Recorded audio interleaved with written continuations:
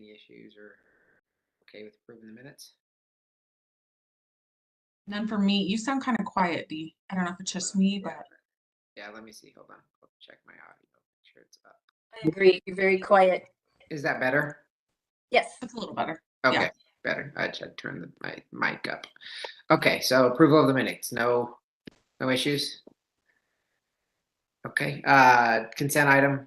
Anything you do you want to pull the September sales tax chart or keep moving? Can you guys hear me? Oh, there you go. Yeah, that's you. Well, I can't. There's something wrong with my computer, and I can't. It keeps shutting down. So I'm trying to get it working. Okay. Okay. Did you have any issues with the minutes? I did not. Okay, so we're going to go to general business. The first up is the item 4A, the fall supplemental ordinance. Okay, more budget tonight or today. Okay, I lost a screen, so I finally got it back. Hi, I'm Jackie Amon, and I'm a budget program manager in the budget office.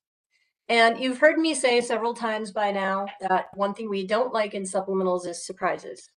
And there aren't any surprises here.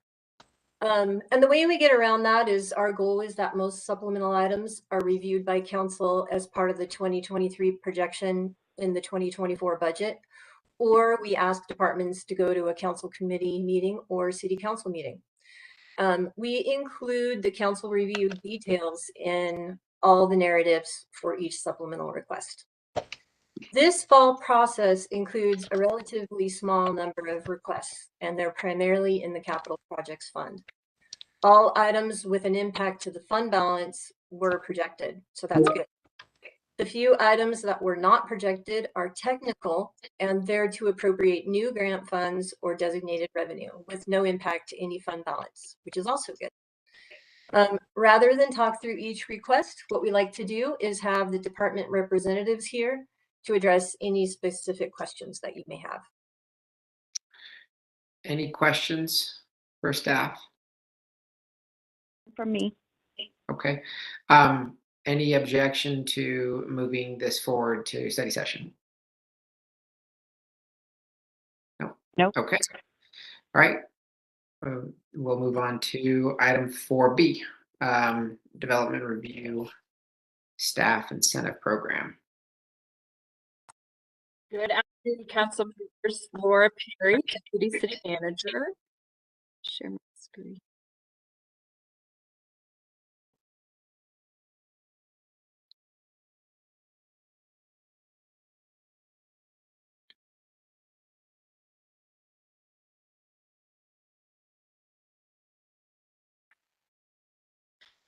Okay.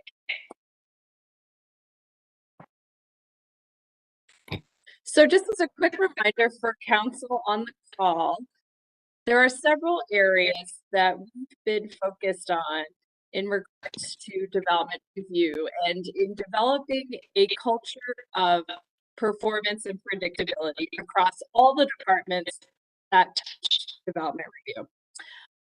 And so those areas include management oversight, culture and customer service, process improvements and technology, and process documentation, teaching, training.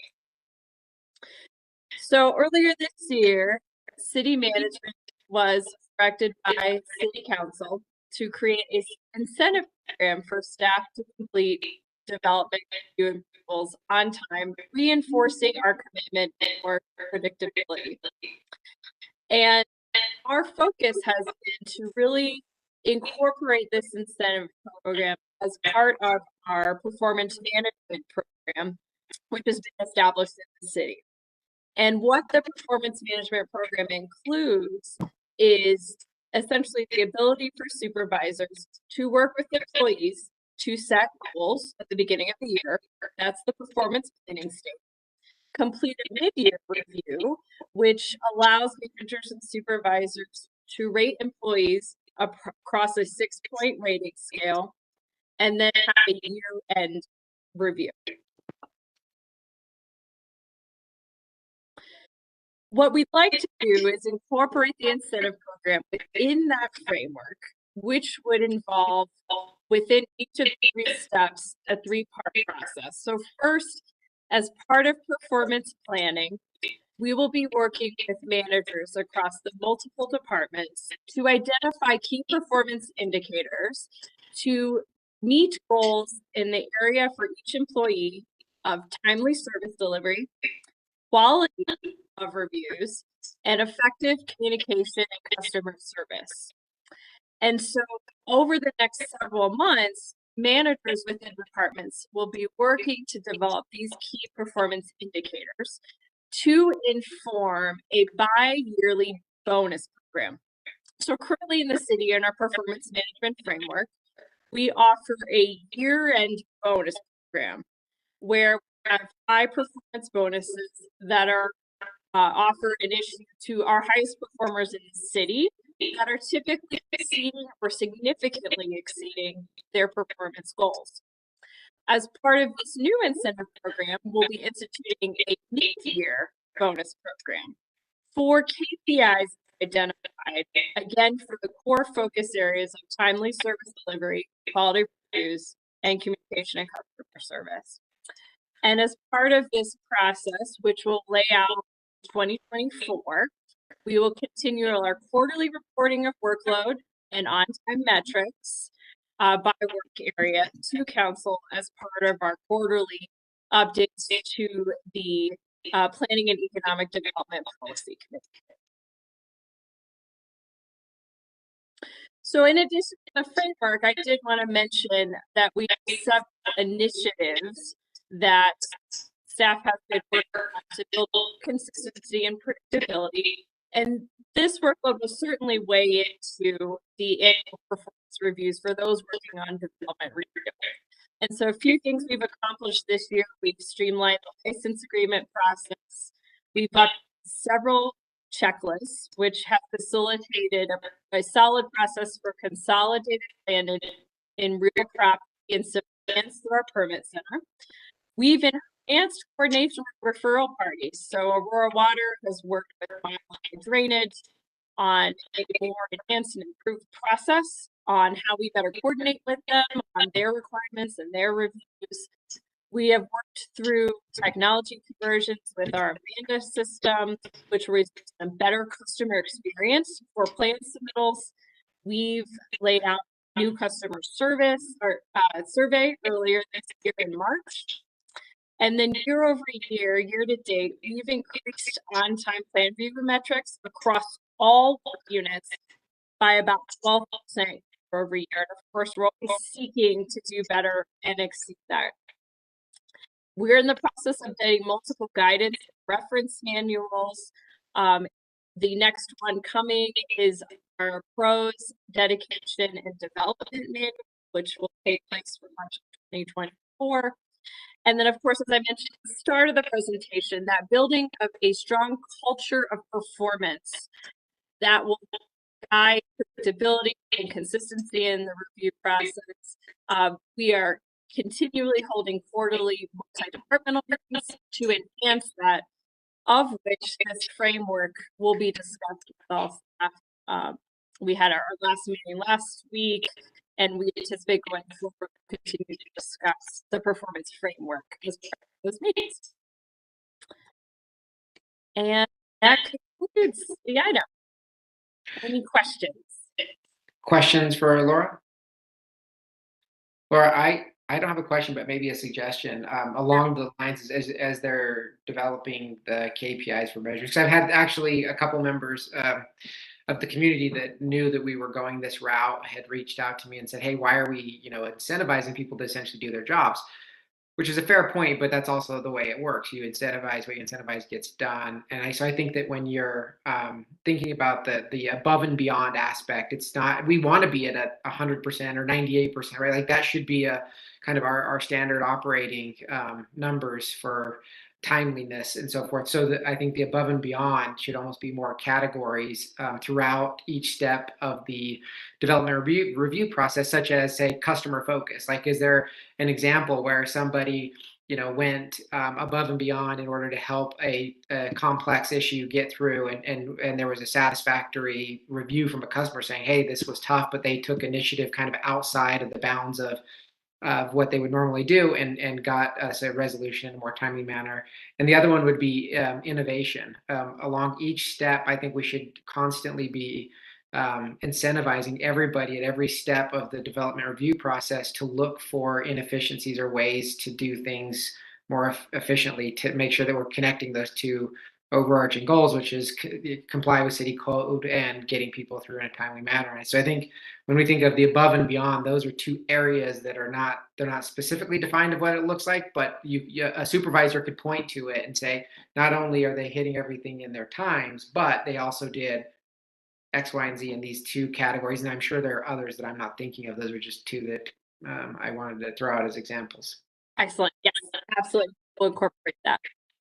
Great, thank you. Any other questions before I go ahead, Councilmember Bergan? I'm going to agree with what you said, Councilmember Zvonek. Great. Anything else for Laura? Okay, thank you. Appreciate it. So for items 4C 1 through 10, I know that these are all business or bid plans. Can we do them all together? Can we do them collectively? I'm asking of staff. I assume we can. And if so, whoever the presenter is, go ahead. Hi, I'm Nancy Wishmeyer, the City Controller, and I would actually like to have someone from City Attorney make that call, if we can go through each one separately or together. Councilmember Zvonek, this is Hans. It's totally fine. We can go ahead and do one presentation. It explains the budget of how the BID budgets work, and then it will apply to each single one of them. Right. No problem. Okay, thank you. All right, Nancy Wishmeyer, City Controller, and these budgets are being presented here at the Management and Finance Policy Committee meeting because state statute requires that the bids file their proposed budgets every year for the upcoming year with the city clerk's office for city council to review and approve. So all of these will then pass on to study session and then the full council. Just generally on all of these, what you have in your packet is the resolution that will approve each of the business improvement district budgets for 2024. So it's the operating plan and the budget.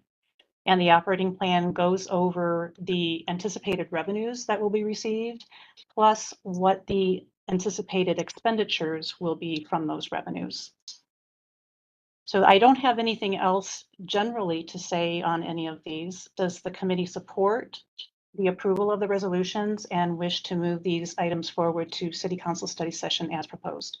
Yeah, and before that, are there any questions from the committee members on any of the individual bids? No, I don't have any questions. I mean, I've been on MNF before, and they come up every year, right? Yeah. Yeah. Yeah. They do. Okay. Any objection to moving them forward?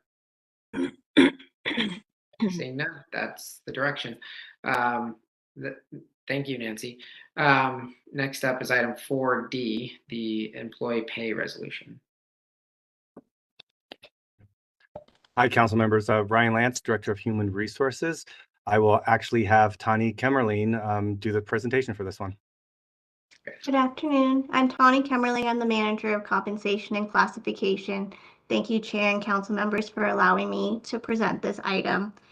And annually, in collaboration with our annual budget process, Human Resources prepares an updated pay table and submits the table with a resolution for council's approval.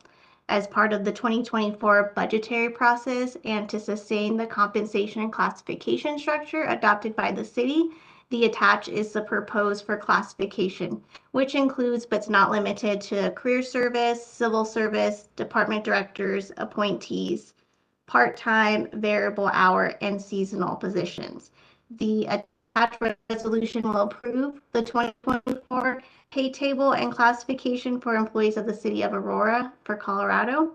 Is there any questions, or does the Management and Finance Policy Committee support approval of the resolution for the 2024 pay table and classification and sending for full council consideration at the next study session? Okay, thanks. Any questions? Councilmember Bergan? Yeah, and it's not necessarily specific to the classification or the table, but do we make sure that the job descriptions that we have match up to what department, what the departments really need? And the reason I bring it up is we had an issue with a retail specialist area, where we were trying to fill that position for a couple of years now. And I was told that we went out to recruit, but the description was not matching the needs, and then also the pay as well. So I know that's a little bit off topic, but how do we resolve that? Yes, we are actively working to always ensure that our job descriptions are up to date and also aligned with our classifications. So we do have a practice within our organization to review job descriptions annually as we're going through our annual reviews for the pay table. Okay, so in this particular situation, it's under Andrea Amenek's department. So when they put the request out to recruit for that position, who puts the classification? That's HR? Yes, so the Human Resources Department works with the hiring manager to ensure that the job description is updated prior to posting for the job, and then we use the updated job description to post. So the department head would know what you're posting before it goes out, right? Yes, all of our Human Resources works with Human Resources Talent Acquisition Group works with the hiring manager when they're getting ready to post for a position. So typically they'll do a onboarding meeting to ensure that they've got the right job description, they've got the right classification. They'll work with us to ensure that they've got all the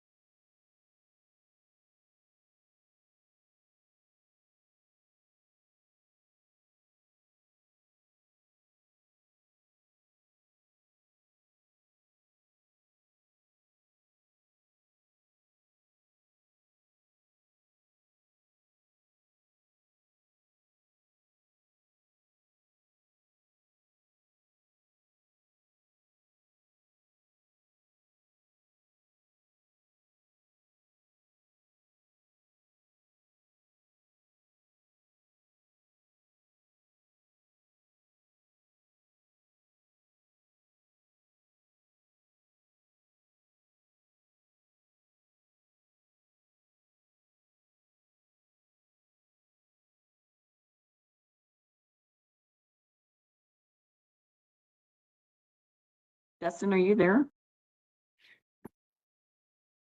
I think we lost again.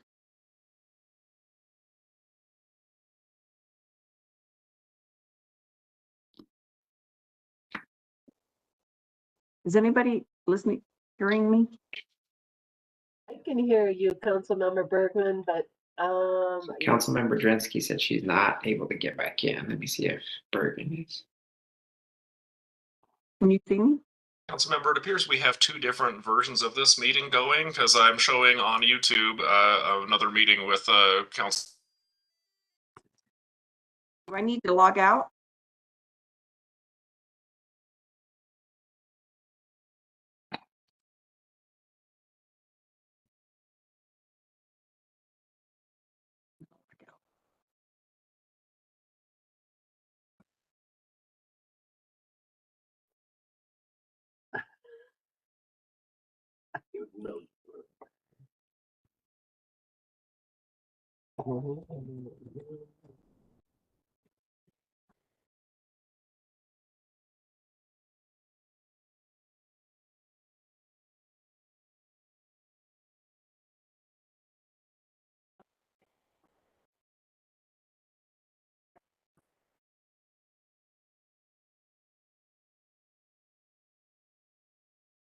yes, everybody's leaving.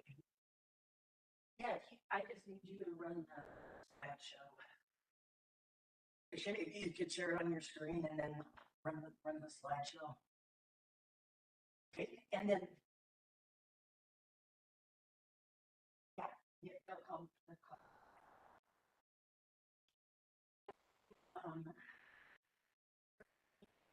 It's telling everyone to log out and join back in if you've been kicked off. Now, I'm not sure how we'd all know that.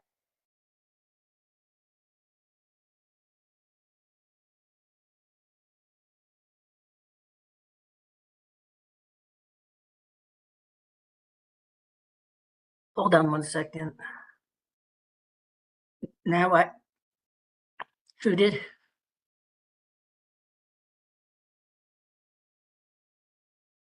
Okay. Oh, that would be, I need to go and get on that link then. Last we left, I could jump in too. And what we typically do is we rely on the department or the hiring supervisor all the way through the department head to really tell us what the job is, what they need. We help assist drafting the job description. And then once we get a good understanding of what the department wants, then we'll do some market data, market comparisons. And then like Tani says, they work closely with the recruiting team to go ahead and then recruit for the position. But from an HR standpoint, we don't dictate the job descriptions. That is really on the department to do that because obviously they're the experts. And then we just try to facilitate what they need. So it doesn't have to fit a particular job category that we have in place. It can be created as a completely new one.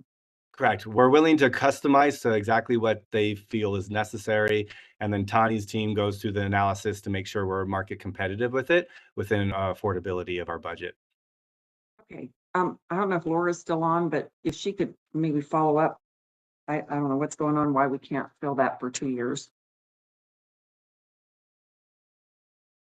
Councilmember Bergan, I will follow up on that position. Okay, thank you. You bet. Other questions for Ryan and team?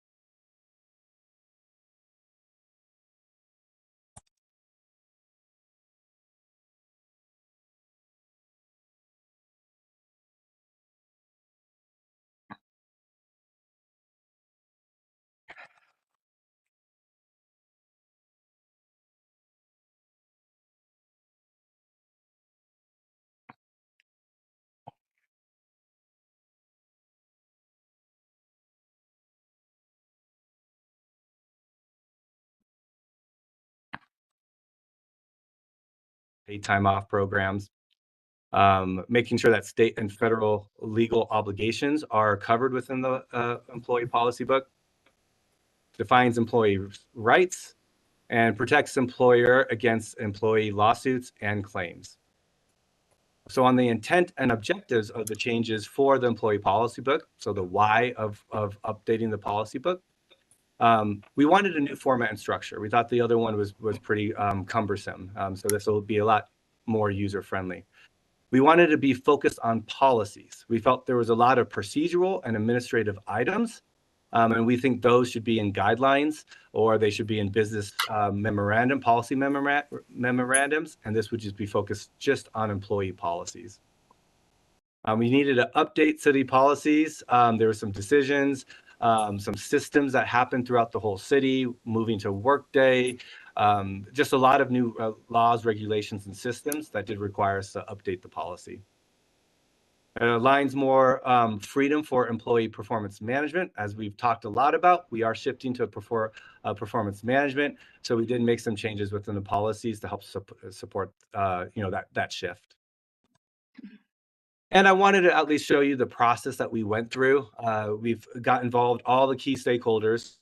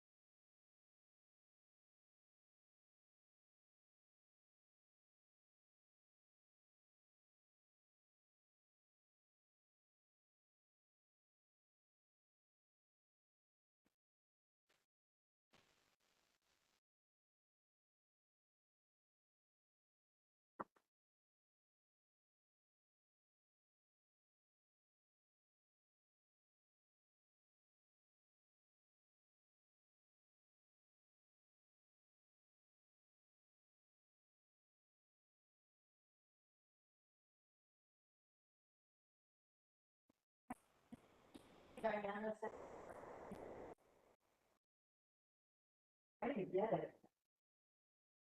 Forward to me.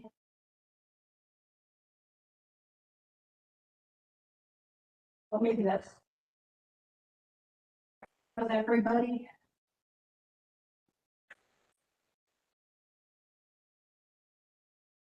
Okay. Councilmember Zvonek, this should be Bryn Fillinger. I don't know if she's able to. She's still on. And Can you hear me? I'm looking for her. Let me send her a message and see if I can get her.